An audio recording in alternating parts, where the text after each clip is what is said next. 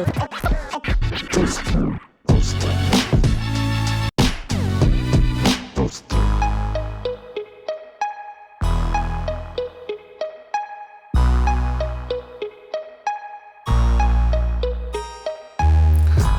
got quite a bit of backlash from a few quote-unquote feminists and my personal messages regarding last week's episodes.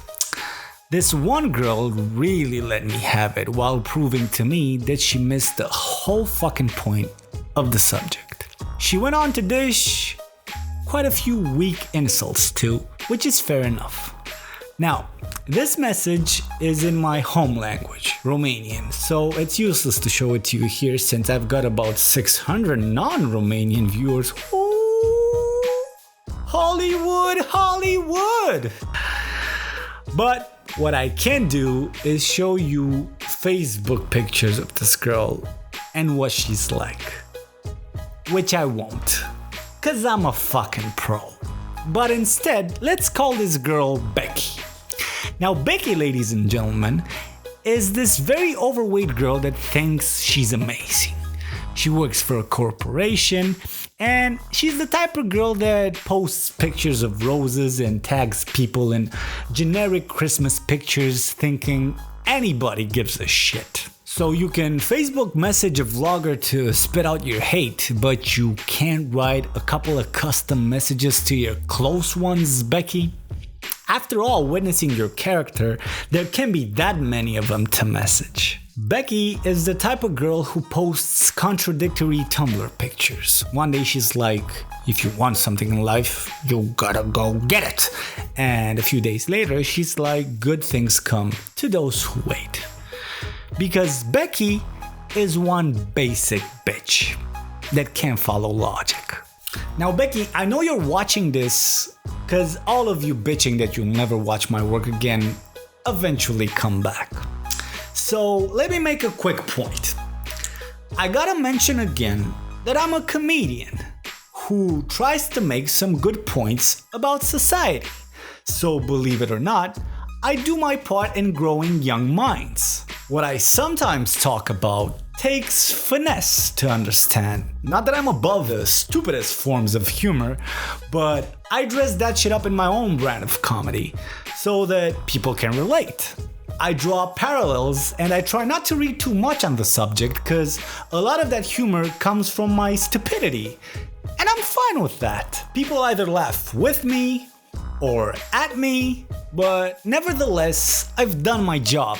And I'm happy to do my job. Not many people get to do what they love in this life, Becky, and I don't take that for granted. There are people who make better points than me, but they're boring.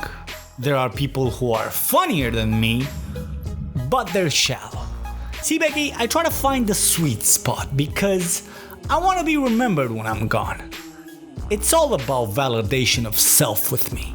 That being said, outside my career, I'm quite lazy in my nature.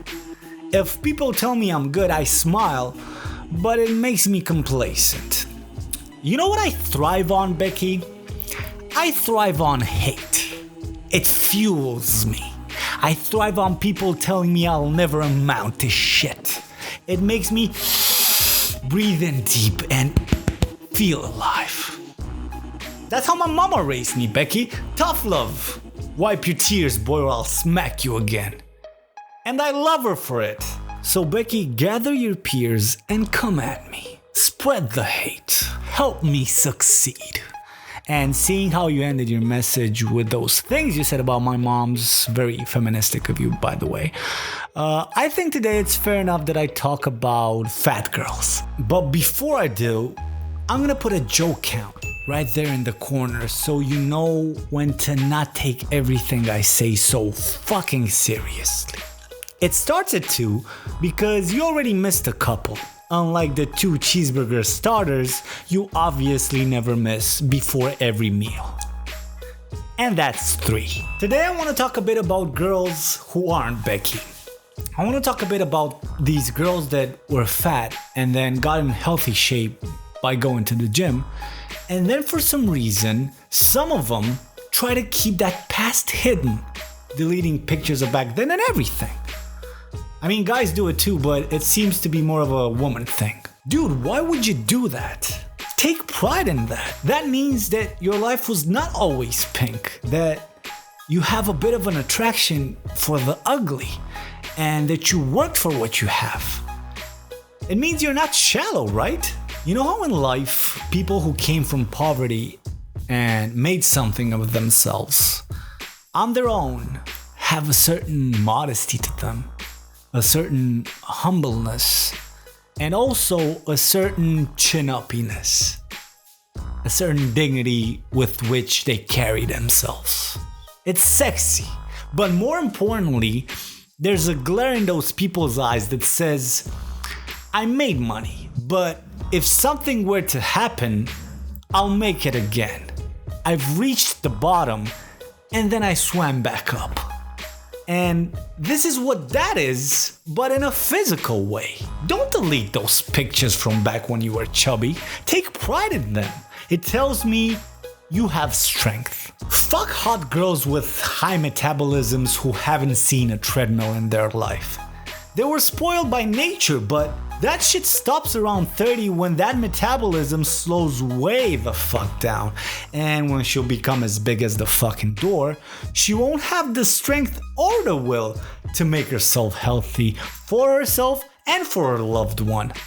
You know, she'll just bathe in self-pity and laziness because she never experienced a single day in life where she wasn't hot. Mens sana in corpore sano, right? Or as close to that shit as life permits, right? Becky, that's Latin for the only salad you ever ate was between two burger buns. Those ancient Greeks, man, I'm telling you, amazing foresight.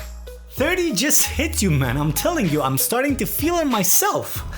You know how when it gets warm, a snowman still kind of like hangs in there for a couple of days and then suddenly half its shit just collapses? That's what 30 is for the people who never tried, right? It's like spring for snowmen, which is an ironic analogy because after 30, we end up looking more like snowmen, right? Except Becky. Becky looks like a snowplow. Like to me, two girls the same size, let's say 58 kilograms. One who never even smelled a gym, and the other who fought her way from like 70. I always find the one who lost weight sexier. There's like a strength there that I need to conquer in a way, right? They're just tougher, you know what I mean? It's like they've been to war. You know how people who've been to war are just tougher mentally? Well, that's how I see girls who went to the gym. They've been to their own personal war, fought their own personal demons, self-hate, other people's venom, and they survived. How is that not sexy? Girls naturally skinny are like Switzerland in World War II, counting too much on their natural resources. Like, we have mountains, well, we're fine, we're neutral. I'm like, Switzerland, the Nazis will eventually conquer you too, if you don't prepare for war with them. And of course, Switzerland's like, but we have chocolate and cheese. Becky, the Nazis are the fat in this analogy. Achtung, Becky, Achtung!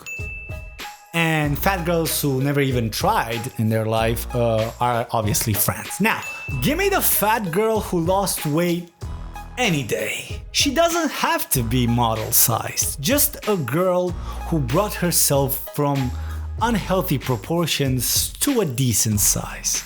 You go ahead and take that 28-year-old perfect girl who never took care of herself because Mother Nature did. And I'll tell you what, when they're both 35, your girl will be this flappy ass unhealthy mess, and my girl will be a woman. Character. Because even if she'll have a hard period in her life and maybe gain a few, she already knows what she has to go through to get back in it. All you have to do as a man is show her that you're worth it and you're set. And you know why? Because she realizes looks aren't everything, but she's not naive enough to know that they are a crucial part of a relationship. Just like communication is. Just like trust is. Just like sex is. Just like respect is after sex. And she'll keep herself decent out of love and respect for her partner, but most importantly, because she respects herself. All the women who independent, blow your hammer. The only thing naturally skinny chicks know is how to starve themselves, which is shit too, cause it accelerates flappy arm. You should work at it in the gym a bit too, yeah? It builds character just like being poor as a kid does, right? You know why I'd love to marry a girl who went through all this shit? Because that tells me that she'll stand by my side when things get hard. Through thick and thin. Walls Becky goes when she leans against them. But at the same time, the fact that she respects herself will keep me in check. On my toes. Because I know she'll hit the road if I slack off and become complacent in life. Meanwhile, I don't understand what the fuck is going on today. Mediocre fat girls who never even tried think they're the shit. Complimenting each other. Becky, oh my god, you're so special. Becky, your ass is so big that a Facebook picture of it ate up all my data plan. Becky, your ass is so big that a picture of it makes my phone heavier. Dude, if I burst a photo of your ass, Becky, my phone would just hit the ground. Except it wouldn't. It would just pull the earth towards it because it developed its own gravity and shit. See, Becky, that was a physics joke, but I doubt you ever were able to fit that class in between your two lunches. Not that anything would fit you. And the Beckys of the world are fucking smug too.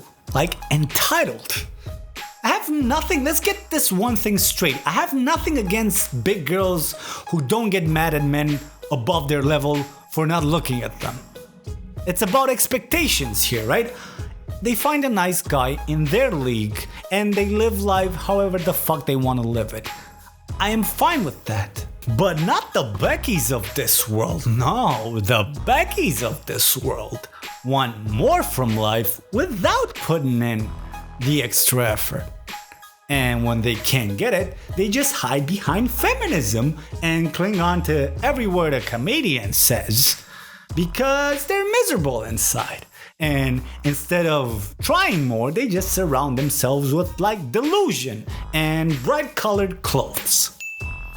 All my boyfriends were in love with me, and it runs in the family, and they always ask if I have a sister. My sister, get her done.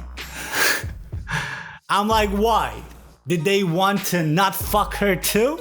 And I don't like those ultra skinny women either, don't get me wrong, the very fit ones.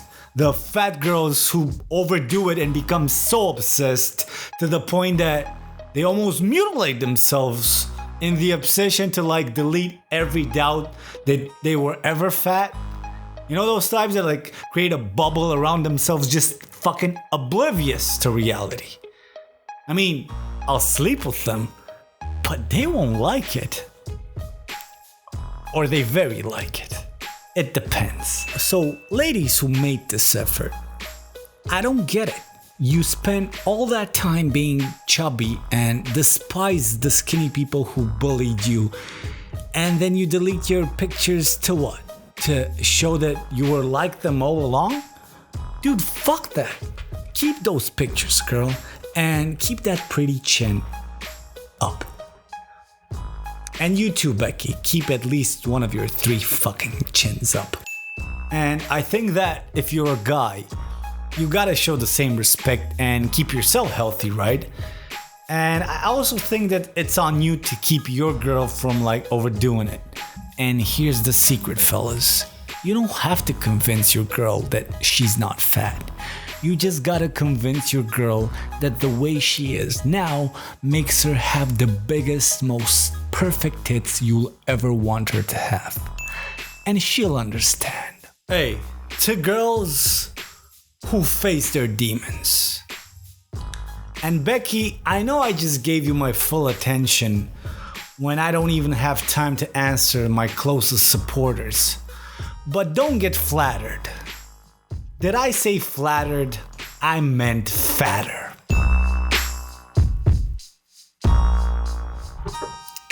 Chip on your shoulder, big as a boulder.